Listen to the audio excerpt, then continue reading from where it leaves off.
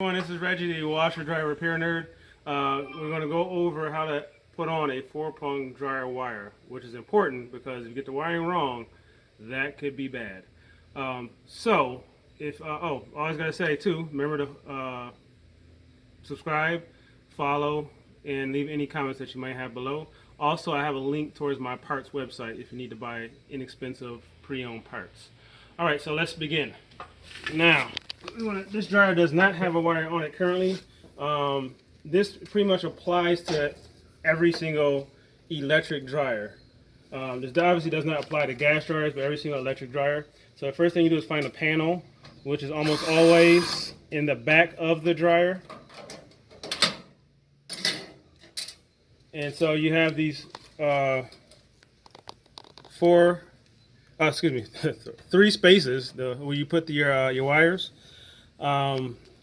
Couple of tips: taking these screws out. The trickiest thing with these is that if you take them out, sometimes they tend to fall. And if they fall inside like a dryer like this, you have to completely dismantle the whole dryer. So a quick tip: if you can lay the dryer like on an appliance dolly or hand truck forward, that way they won't fall out. Or if you have magnetic drill bits. All right, so one thing I like to do is, first of all, you take your 1/4-inch nut driver. You can put your hands underneath like this so you won't lose the screw. Because these are actually specially made screws just for electrical. So this is the neutral position. This is power. Now, I'd rather give you more information than too little. So these terminals on the side are power terminals. So this dryers require 240 volts of electricity. Typically people call it 220 lines, but it's actually 240 because you have 120 volts of power going to this terminal, and then you have another 120 volts going to this terminal, and this terminal is your neutral / or ground, depending on what wire you're putting in. But for 4 prongs, this will be a neutral wire. So that's what we're gonna. So now you have this wire, which is a ground wire. For a 4-prong, you want to remove that, and that one require a little bit bigger nut driver. In which this one, he's a Phillips head screwdriver. Look at this, that comes right out, and I'll show you why I remove that in a second. So now this is our 4-prong wire.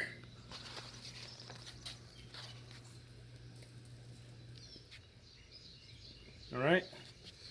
So the red is hot, which means electricity will flow through this.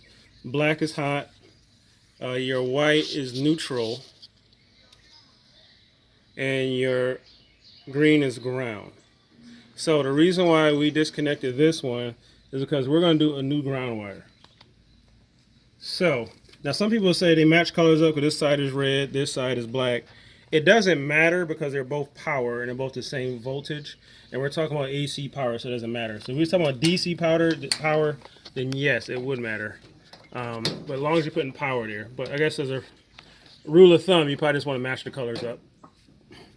But at the end of the day, the wires inside are the same.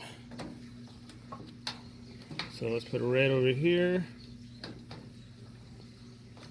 So this is the way I do it. I just like to hook up the power ones first.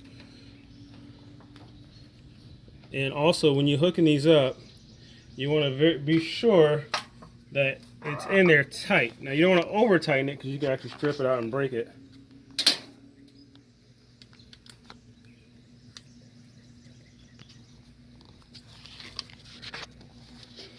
So now let's put the red one in, and I usually just loop it through the hoop right there and just line up with the hole. And it helps if your drill's going the right way. And make sure it's tight, and make sure it's not wiggling as far as between the wire and the bolt. So it's nice and tight, because it has to be snug, because if it isn't snug, during the dryer's vibration, that's going to cause electrical arcing, and you'll have burned out wires. So that has to be snug in there. The next one will be the black wire. And this is just how I do it, but you know, whichever's easier for you, make sure it's lined up. And if for some reason it doesn't tighten, just undo it. You don't want to strip it out. So now with the neutral, because now that you have a new ground, these neutrals go together. The old ground is now neutral. And they go together. Speaking of go together, you're gonna make sure all your screws stay together. I'm searching for one. There we go. So neutral, neutral.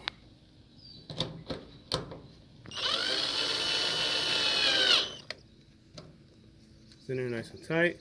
And so when you putting these in here, you want to make sure they're not sticking out. Make sure that kind of push them in. Make sure they're not close to touching, because sometimes you can screw them in and they'll lean that way. You don't want those to touch, because then you're grounding out and then you have issues. You don't want to blow up your motor, making a costly issue. So now we're going to take the ground wire, which is connected to your wire, your plug, and it's the new ground. And you see this symbol? This symbol means ground.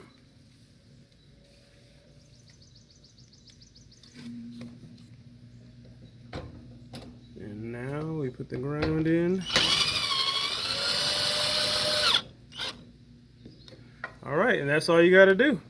And you plug it in, and you hope nothing sparks. No, I'm just joking, but yeah, actually put your wire cover back on. This is really very important. I see a lot of dryers that don't have their cover on, and I don't take something like this lightly, because what can happen is you don't have your cover on, and let's say this is in your laundry room, and you say you drop a sock behind a dryer, and you go to reach back, and this happen to touch the power wires. You're getting 240 volts running through you. That's enough to stop your heart.